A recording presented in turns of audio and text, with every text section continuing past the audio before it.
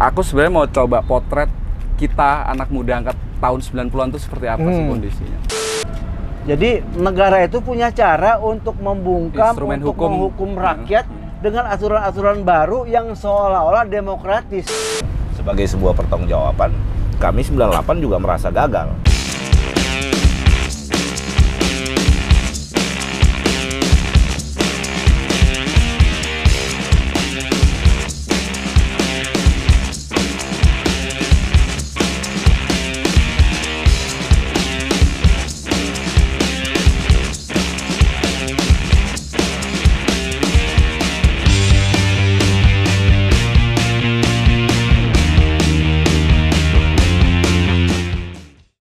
Ngobrol hari ini di kampus ya Bang ya, di kampus UKI Cawang.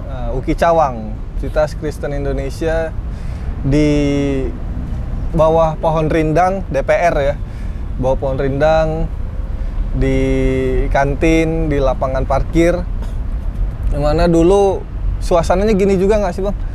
Dulu duduk melingkar diskusi juga kayak gini ya. Dulu ini titiknya juga di mana Bang? Untuk konsolidasi, diskusi-diskusi di mana? Di belakang dulu posko itu. Di belakang. Oh di belakang Bang. Belakang. Ya? Kalau di depan ketahuan ya. Dekat lapangan bola. Lapangan bola. Pasca reformasi pernah buat refleksi reformasi di sini. Oh di sini ya? Ya, ada slang dulu nggak ada masalah. Oh itu bukan refleksi Bang, konser kayaknya. Konser. Oh iya. Plus refleksi. Terus refleksi. Dulu Iya, juga iya.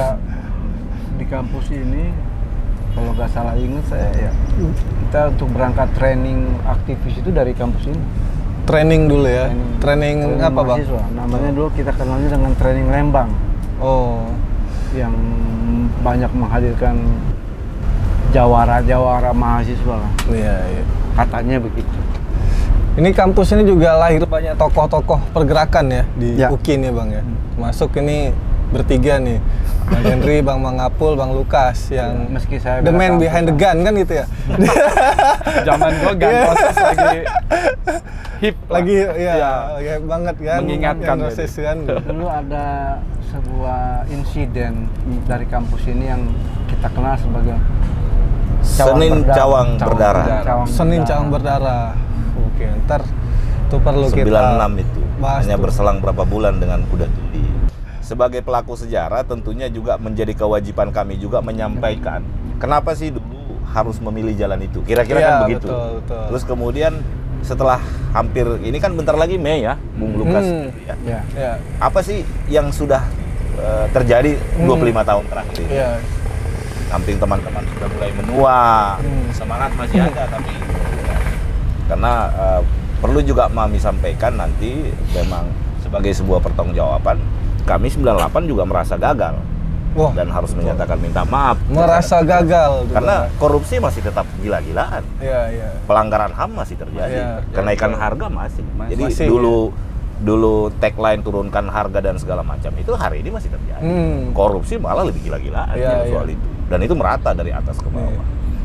Kita masih melihat ya ratapan orang-orang miskin, Iya, iya. mahasiswa yang putus kuliah, anak-anak saudara kita yang tidak mampu melanjutkan sekolah dasarnya, banyak masih terjadi, ya kan?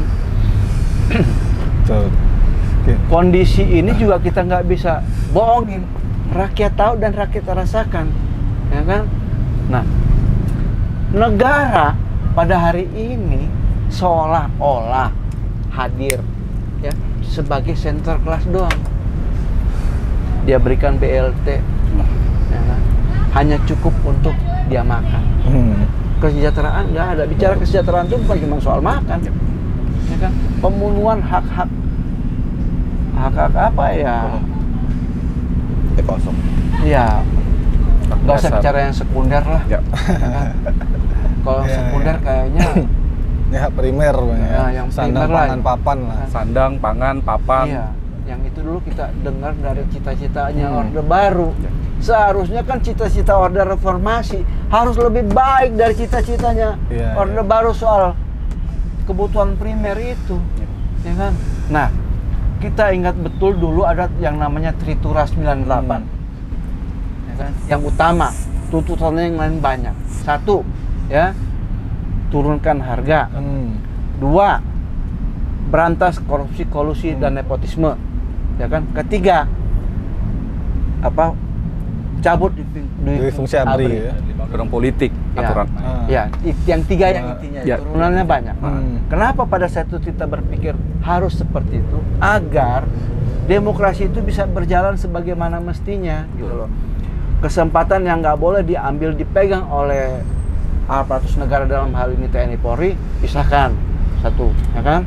Yang kedua, kita menuntut berantas korupsi, nepotisme dan kolusi itu tidak terjadi, ya kan. Makin menggila.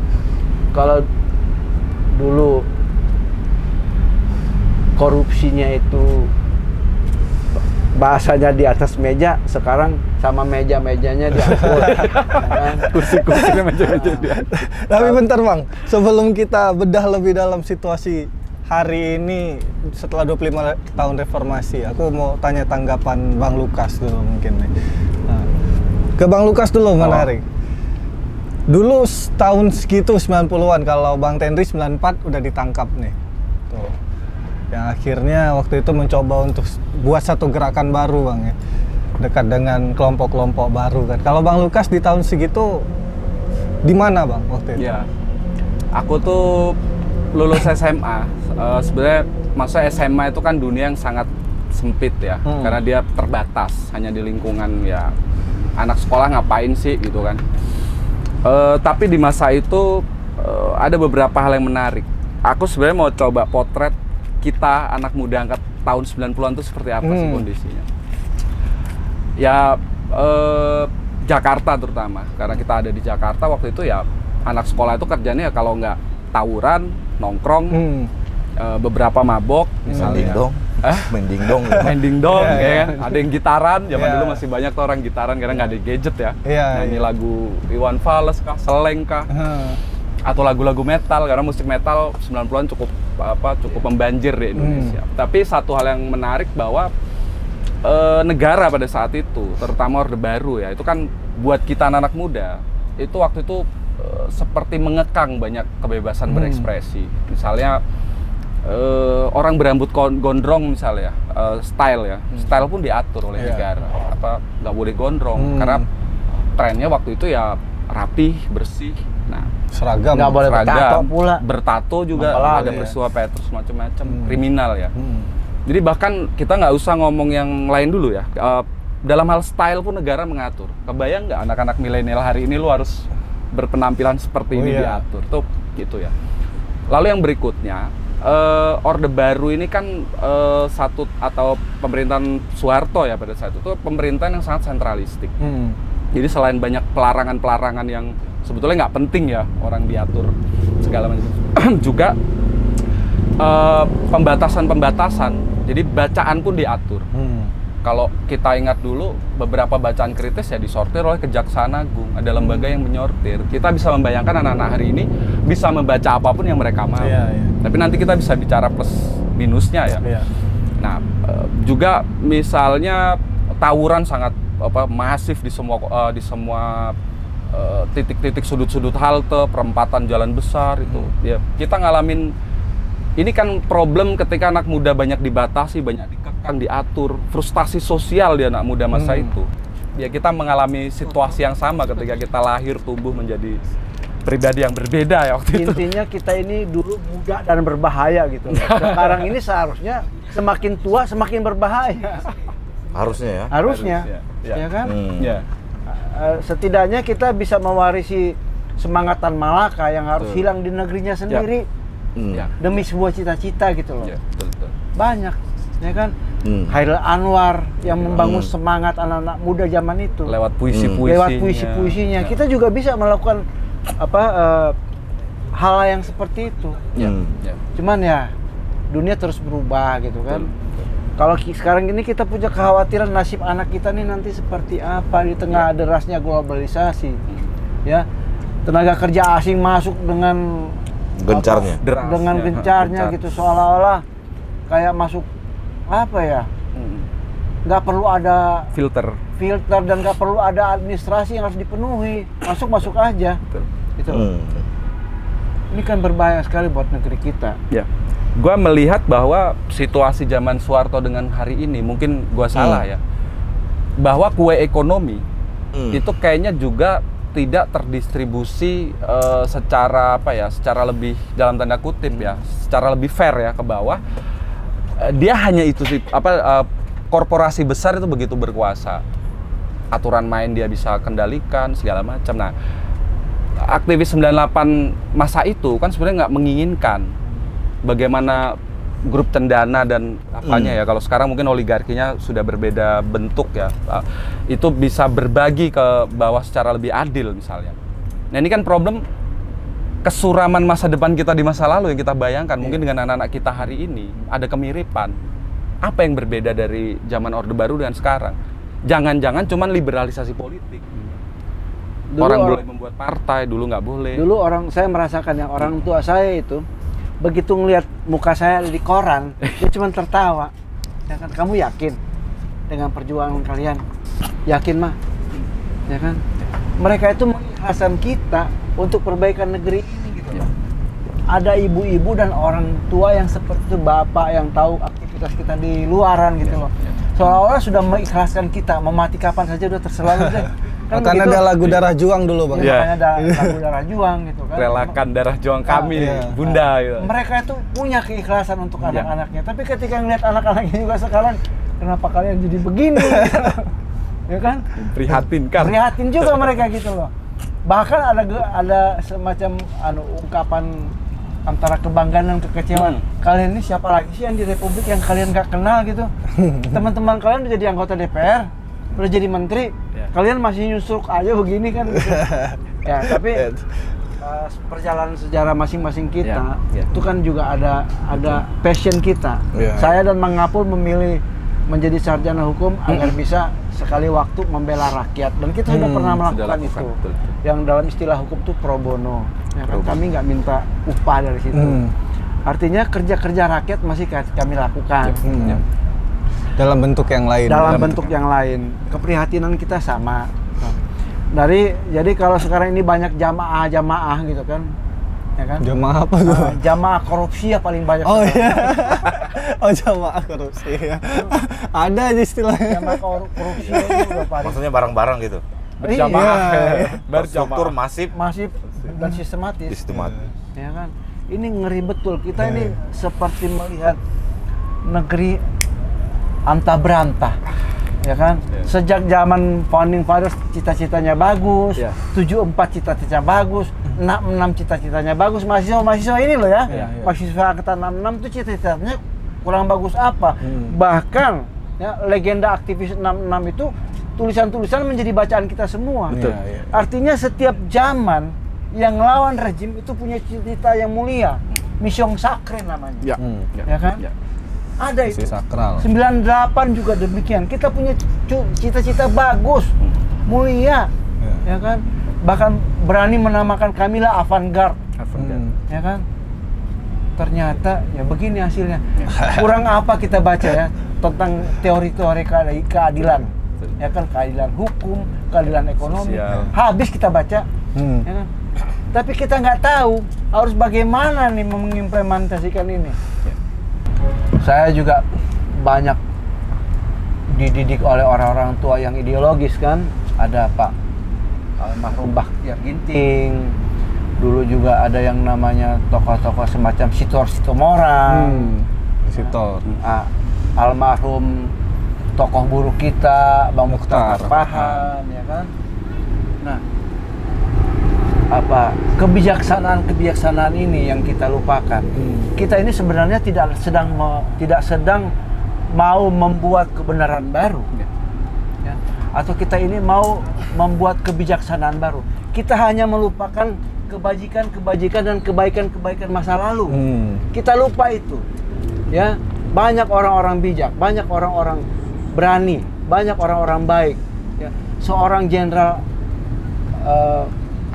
Sudirman, ya kan?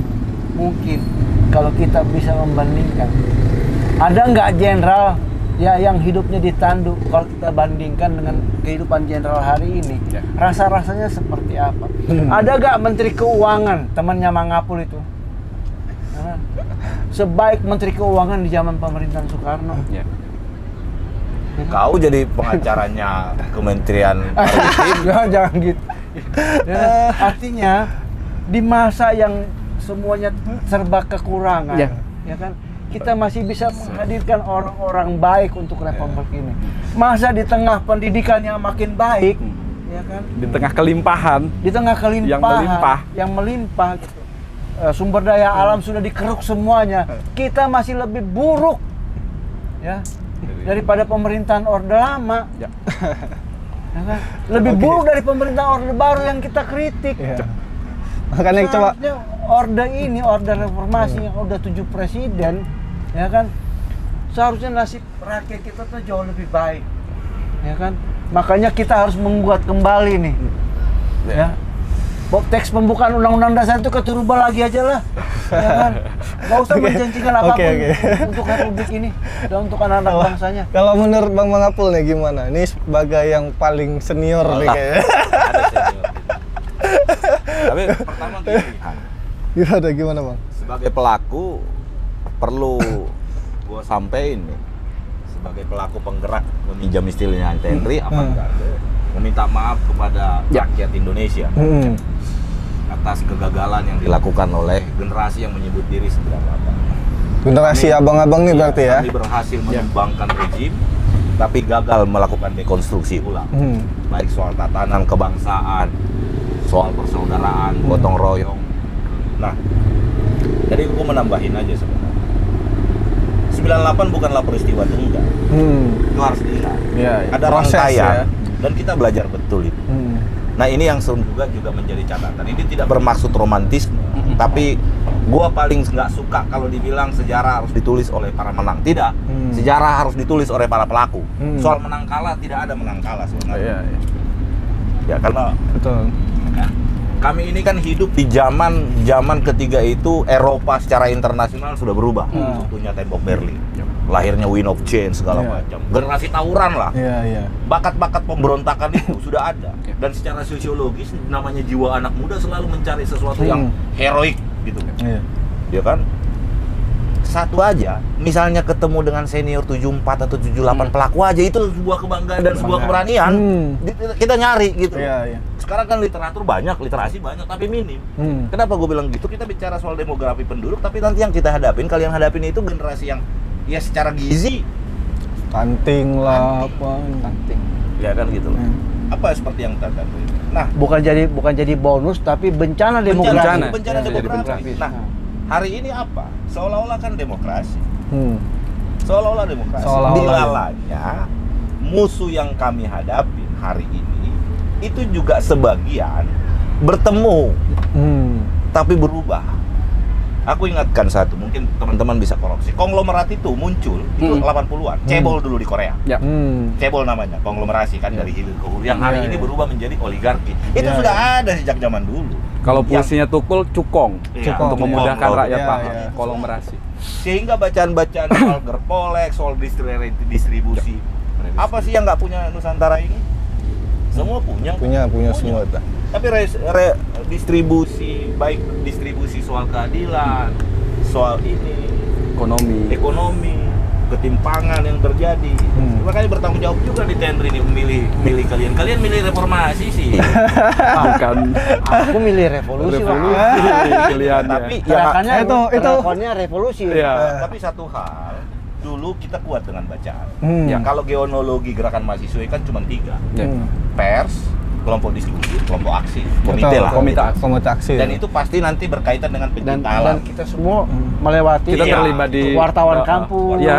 semua. pencinta alam pula lagi. Pencinta alam. Dan keinginan kita untuk mencari tahu itu kuat.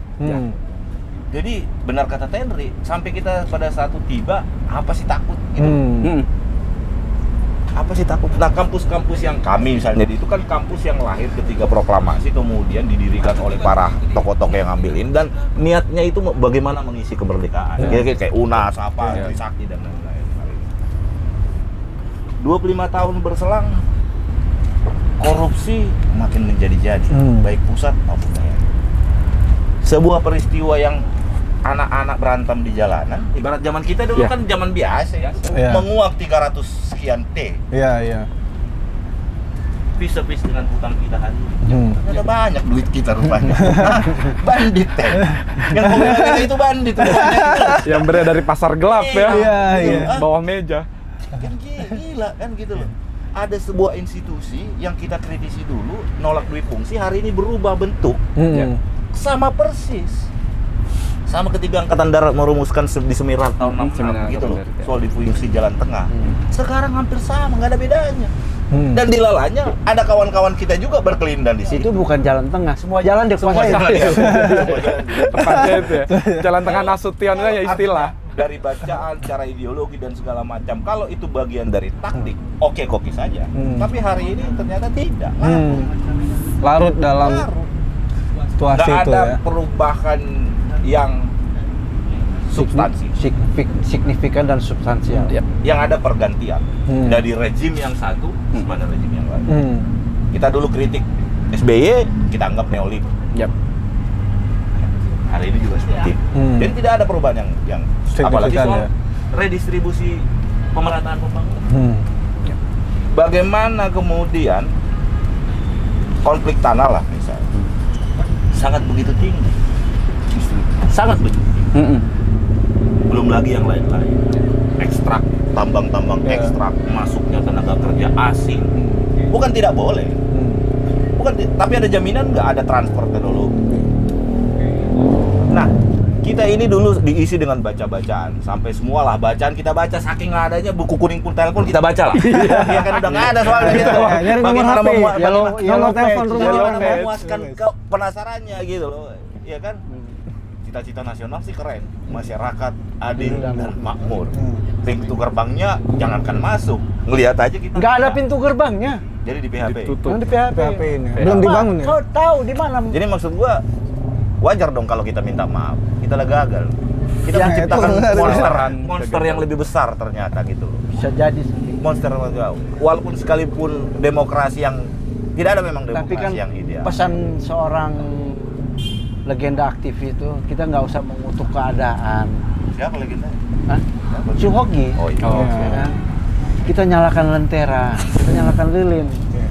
Jadi harapan rakyat itu harus tetap ada Ya, gitu. salah satunya dengan podcast ini ya. Ya salah satu dengan podcast ini dan kemudian mengajak orang-orang yang masih punya kepedulian tentang negeri ini, ayo. Gitu. Kita punya pilihan, ya pergantian atau perubahan, ya kan?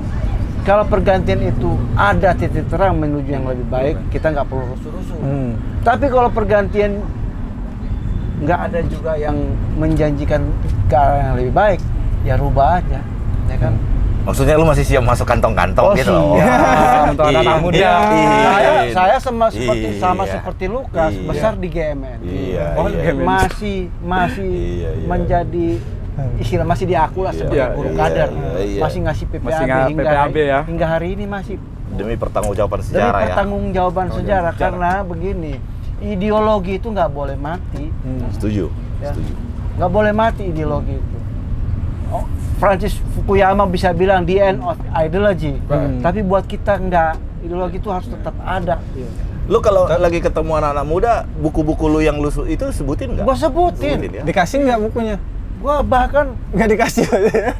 di komunitas aku GMN nih, aku marah betul kalau anak-anak yang lulus PPAB itu hanya baca Cindy Adam.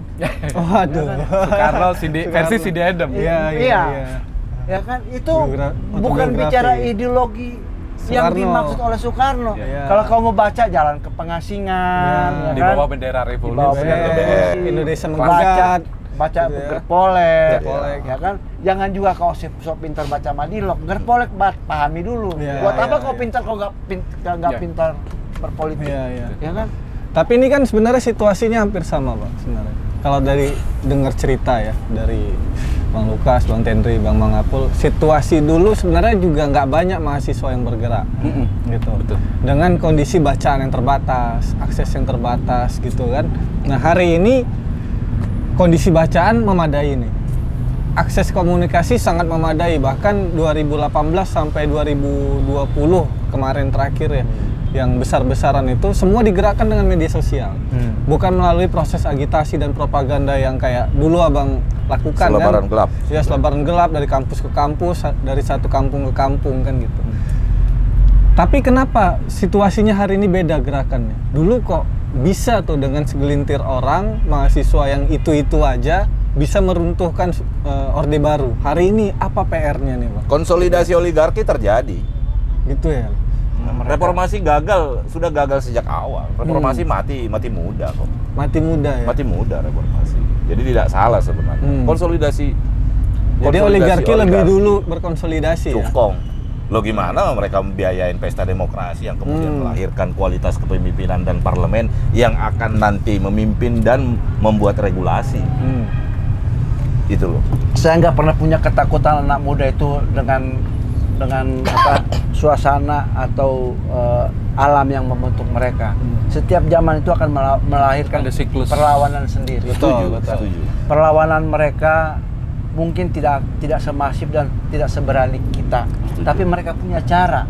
Setuju. Nah, cara mereka itu yang kita belum pahami gitu. Bagaimana kita kemudian mentransformasikan, kita mensosialisasikan ide-ide kita gitu. Karena begini, setiap zaman juga melahirkan keberanian sendiri. Kan? Dulu kita keberanian para funding fathers itu keberaniannya ngadepin bambu runcing, ya kan? Keangkatan kami hadapi peluru karet dan peluru gas air Tajam. mata. tajam. Hari ini mungkin tidak seperti itu. Keberanian mereka itu yang harus kita bangun gitu loh. Tapi saya yakin setiap generasi itu punya cara sendiri untuk melawan ketidakadilan. Sekarang terjadi kok. Bagaimana seorang YouTuber ya kan mengkritik seorang gubernur viral kemana-mana, akhirnya bikin sakit hati. Ya kan banyak kemudian teman-teman yang main di medsos itu membongkar kemewahan para pejabat, ya kan. Nah, hanya satu hal saja yang saya mau sampaikan ke adik-adik mahasiswa, bahwa kalau kita belajar sejarah, ternyata zaman Majapahit lebih bagus daripada zaman Indonesia merdeka. Zaman Majapahit itu perampasan aset sudah terjadi, ya. Bahkan di zaman Majapahit hukumnya ada. Pejabat negara yang mengambil uang rakyat itu hukum mati. Ya kan? Pasal 6 undang-undangnya Majapahit. Itu nama undang-undangnya aku Atau zaman Ratu Sima ya. Ada ceritanya. Zaman Ratu Sima itu Ngambil anaknya barang. dipenggal kakinya, anaknya raja, anaknya ratu. Korupsi. Bukan Ngambil pencuri, barang. hanya karena menemukan sebuah bungkusan di tengah jalan. Bukan hak dia lah. Bukan hak dia cuma ngelihat, megang doang dan memberitahukan ke emaknya. Zaman itu ya. Zaman itu, ini loh saya temukan bungkusan, ya kan, bukan punya saya. Nah, sementara yang berlaku itu di ngaku kerajaan, lagi bang ya? Iya, Ngaku lagi deh. di masa itu berlaku kebiasaan. Kalau kau menemukan sesuatu barang di tengah jalan, jangan kau ambil. Itu aja hukumnya. Iya. Ya kan? Adab ya. Adab itu, bicara soal adab. Hari ini, ya kan, yang kagak ada dicari-cari untuk diambil. Ya kan? Luar biasa negeri kita ini. Aku mau mempertegas saja, berarti reformasi gagal nih. Gagal. Sepakat nih, tiga-tiga ngomong reformasi gagal nih bang ya. Oke. Dalam idealismenya gagal betul. Situasi Orba dengan situasi hari ini lebih parah mana bang? Kalau Orba, dia memaksa rakyat dengan aparatus negaranya. Ya, tentara, polisi, ASN dan segala macam. Kalau sekarang ini dipaksa kita lewat aturan-aturan hukum yang bisa dirubah kapanpun semau-mau penguasa. Yang kita sebut dengan autokrasi legalism. Ya kan? Jadi negara itu punya cara untuk membungkam, instrumen untuk hukum. menghukum rakyat dengan aturan-aturan baru yang seolah-olah demokratis, gitu loh. Yang disahkannya diam-diam. Iya. Gitu ya. Nggak persoalan mau disahkan diam-diam atau disahkan dengan terbuka, tapi faktanya undang-undang itu juga menjerat, gitu loh. Ya kan? Semua menjerat. Kita punya kementerian umpamanya, ini nambahin aja. Kita punya Kementerian ATR BPN, ya. Tapi tidak ada satu kasus tanah rakyat, ya, yang kemudian dimenangkan oleh rakyat. UPA tidak berjalan Bang. Ya? Oke. Berarti dulu Orde Baru, kalau aku dengar Bang Tendri ngadvokasi petani nih, karena perampasan tanah, penggusuran sebagai dan lain-lain. Hari ini juga masih sama nih. Kalau dulu Soeharto itu mengambil tanah-tanah yang kira-kira ya diklaim menurut dia, ya, rakyat menduduki tanah yang punya negara. Ya, hari ini juga klaimnya sama? Bukan. Kalau hari ini negara membagikan rakyat tanah dari tanah-tanah negara. Enggak juga Bang. Itu ya, Pak. Iya kan? Perhutanan sosial apa itu? Perhutanan Iya. sosial. Iya kan? Tapi tanah-tanah yang dirampok para cukong itu nggak pernah Lebih diurus. Ya. Gitu loh. Oke. Membiarkan mafia tanah main, tanah negara dikasih buat rakyat yang ukurannya pun nggak bagus-bagus amat gitu. Ya. Buruh juga gitu kan, dulu Iya. tuntutannya masalah upah buruh, hari ini juga masih sama nih Bang. Cuti haid, cuti hamil dan sebagainya baru aja kemarin dimenangkan. Baru nih setelah 24 tahun lebih gitu. Reformasi Kalau berjalan. sedikit ya, Orde Baru dan hari ini mungkin sedikit gini. Orde Baru pada saat membuat kebijakan perburuhan, nanti di agraria juga akan lebih mirip. Dia punya yang namanya HIP, Hubungan Industrial Pancasila. Oke. Di mana antara buruh dan pengusaha itu adalah bukan hubungan kerja, tapi dia Mitra, ya? kayak mitra, bukan mitra setara, apa sih istilahnya? Kalau Gojek itu apa istilahnya sekarang? Sama ininya? Mitra ya, istilah mitra ya. Nah, kalau dalam konteks mitra itu kan susah ketika kita ngomong standar hidup ya, upah misalnya. Lu hidup di Jakarta berapa nih paling safe? Kontrakan, mereka nggak bisa beli rumah sekarang miliaran gitu. Yeah. Transportasi, bayar listrik, bayar sekolah anak, makan macam-macam. Misalnya dia di limit misalnya ya 6 juta, tapi ternyata UMR 4,5. Gimana mereka harus bertahan hidup dengan itu? Hubungan Industrial Pancasila yang dibuat Orde Baru itu paketnya adalah kebebasan berserikat di luar SPSI nggak boleh, mogok dilarang, menuntut jam kerja. Dulu kan pembatasan jam kerja itu nyaris gak ada ya, orang bekerja sampai ada yang pingsan, haid dilarang, orang macam-macam. Yeah. Nah hari ini sebenarnya atau sistem kerjanya, lu cuma kontrak, lu nggak gue pakai ya selesai. Hari ini mungkin Omnibus Law ada kemiripan, tapi dengan versi yang lebih berbeda.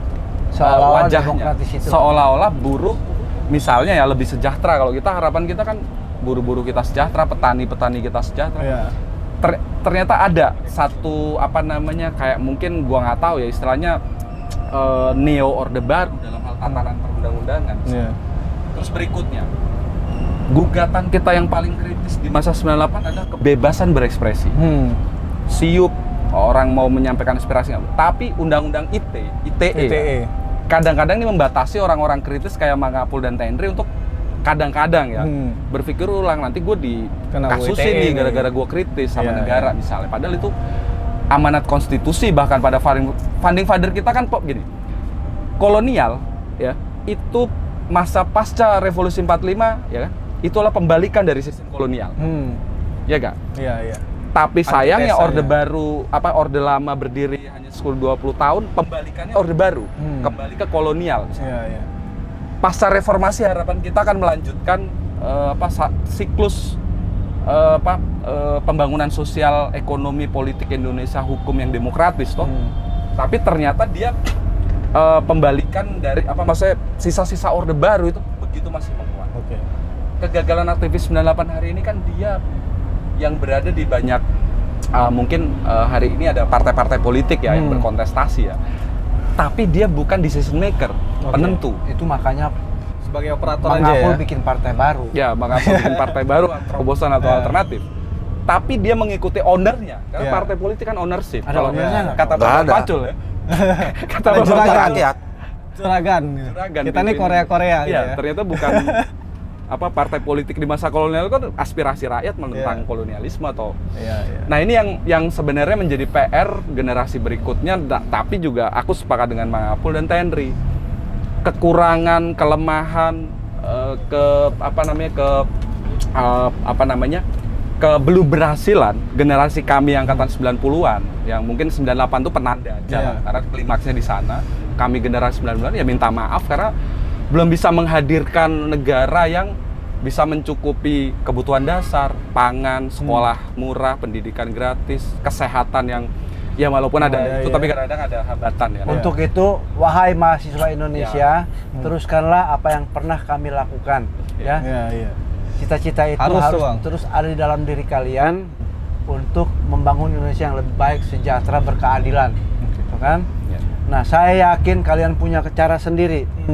Kalian punya tugas berbeda dengan tugas kami. Karena ini sebuah kesinambungan gerakan, sebuah tugas peradaban manusia, ya kan? Bahkan ketika Yesus sudah selesai dengan tugasnya, Nabi Muhammad selesai dengan tugasnya dan mereka kemudian diangkat Tuhan, masih ada orang-orang baik yang bertugas untuk menciptakan dunia ini menjadi sebuah tatanan yang berkeadilan dan berkesejahteraan. Demikian juga untuk mahasiswa Indonesia. Sebenarnya kalau kita back to kampus ya, tidak ada batasan untuk berdiskusi, biasa sampai pagi kan Bang ya? Pagi, benar. Pagi. Nah, mungkin nanti di sesi selanjutnya kita perlu untuk menghadirkan nih para kawan-kawan mahasiswa untuk ikut kita tidur di kampus malah. Untuk ikut berdiskusi di sini. Agar makin beragam wajah. Lebih perspektif betul. yang lain. Biar kita punya perspektif yang lain, kita bisa bertukar gagasan kan gitu.